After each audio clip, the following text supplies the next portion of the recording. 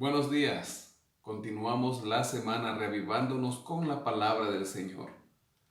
Hoy vamos a estudiar el capítulo 21 del segundo libro de Crónicas.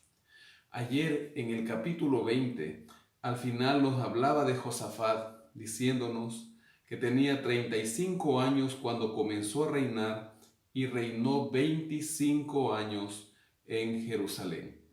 También en la parte final, en el versículo 37, nos decía que Eliezer, hijo de Dobada, el de Maresa, profetizó contra Josafat diciendo: por cuanto te has aliado con Ocosías, Jehová destruirá tus obras.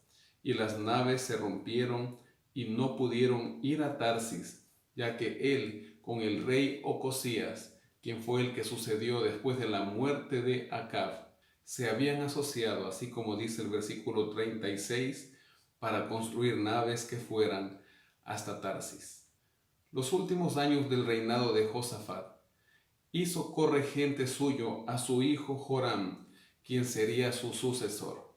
Así el capítulo de hoy nos dice que durmió Josafat con sus padres y los sepultaron con sus padres en la ciudad de David, y reinó en su lugar Joram su hijo, quien tuvo 6 hermanos. Es decir, que a Josafat el Señor lo había bendecido con 7 hijos. Su padre les había dado muchos regalos de oro y de plata, cosas preciosas y ciudades fortificadas en Judá, pero entregó el reino a Joram porque él era el primogénito. Fue elevado pues Joram al reino de su padre, y luego que se hizo fuerte mató a espada a todos sus hermanos y también a algunos de los príncipes de Israel. El cotejamiento de genealogías y algunas crónicas encontradas son las que nos permiten saber que él fue corregente con su padre, es decir, que de esos 8 años, solamente 3 años reinaría solo en el trono de Jerusalén, pero sería suficiente para cometer tantas atrocidades. Primero empezó matando a sus hermanos y algunos príncipes, pero nos dice el versículo 6 que anduvo en el camino de los reyes de Israel, como hizo la casa de Acab, porque tenía por mujer a la hija de Acab, e hizo lo malo ante los ojos de Jehová. Como padres siempre deseamos lo mejor para nuestros hijos, pero cuánta destrucción puede haber en un matrimonio en yugo desigual.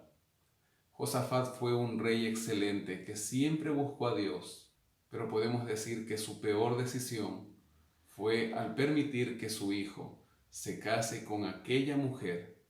Claro, en esa época era normal que haya alianzas entre los reinos mediante matrimonios, pero en este caso no estaba de acuerdo a la voluntad de Dios por el paganismo reinante en aquella familia. Al matar a sus hermanos, él pone en peligro el linaje de David, pues éste queda al borde de la extinción. Nos dice el versículo 7 que el Señor no quiso destruir a la casa de David a causa del pacto que había hecho con él, y porque le había dicho que le daría una lámpara a él y a sus hijos perpetuamente. No contento con matar a sus hermanos, este malvado rey, dice el verso 11, que construyó lugares altos en los montes de Judá, e incitó a los habitantes de Jerusalén a la prostitución, y empujó a ella al reino de Judá. Dice el verso 12 que le llegó una carta del profeta Elías que decía: Jehová el Dios de tu padre David ha dicho así: por cuanto no has andado en los caminos de Josafat tu padre, ni en los caminos de Asa rey de Judá, sino que has andado en el camino de los reyes de Israel, y has hecho que Judá y los habitantes de Jerusalén forniquen como fornicó la casa de Acab, y además has dado muerte a tus hermanos, a la familia de tu padre, los cuales eran mejores que tú. Jehová herirá a tu pueblo y con una gran plaga a tus hijos, a tus mujeres y todo cuanto tienes. Tú mismo padecerás muchas enfermedades y una dolencia tal en tus intestinos que se te saldrán a causa de tu persistente enfermedad. Y así desde el versículo 8 encontramos que los edomitas se fueron en contra de él, pues antes eran tributarios, ahora buscaron su propio rey. Asimismo los de Libna, de acuerdo al versículo 10. También nos dice el versículo 16, que despertó Jehová contra Joram la ira de los filisteos, y de los árabes que estaban junto a los etíopes, y subieron contra Judá, invadieron la tierra, y tomaron todos los bienes que hallaron en la casa del rey, a sus hijos y a sus mujeres, y no le quedó más hijos sino solamente Joacás, también llamado Ocosías, que era su hijo menor. Después de todo esto, Jehová lo hirió con una enfermedad incurable en los intestinos.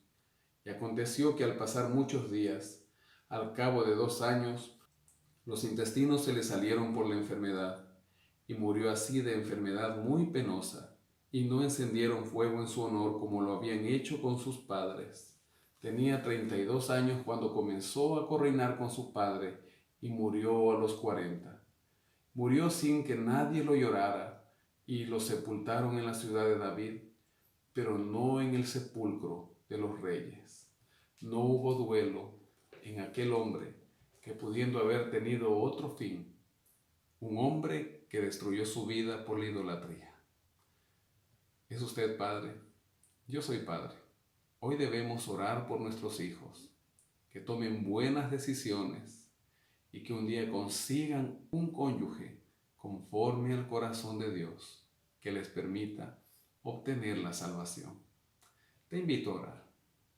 Señor, Josafat fue un rey que hizo cosas buenas, pero lo malo que pudo hacer y que sería terrible en el futuro es permitir que su hijo se case con una mujer pagana. Señor, cuánto dolor puede traer un matrimonio mal fundamentado.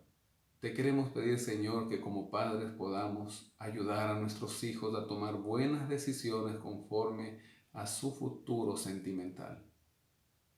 Que ellos puedan encontrar una pareja que sea conforme a tu corazón y que los lleve, los ayude a guiarse hasta las mansiones celestiales. Si en este momento está orando conmigo alguien cuyo hijo, cuya hija ha tomado malas decisiones, que tiene un hogar en este momento que está por destruirse, que su pareja, Señor, es una pareja que no te ama a ti y que hay problemas en esa casa, queremos pedirte en oración, Señor, que tú suplas. Ya las malas decisiones se tomaron, pero ahora, Señor, podemos ir corrigiéndolo si te ponemos a ti en primer lugar. Que nunca dejemos de orar por nuestros hijos, que cada día oremos más fervientemente por ellos y que como padres no consintamos uniones en yugo desigual. Señor, ayúdanos y ayuda a nuestros hijos. Oramos en el nombre de Jesús. Amén. Que el Señor te bendiga en esta mañana y durante toda esta jornada. Es mi deseo y mi oración.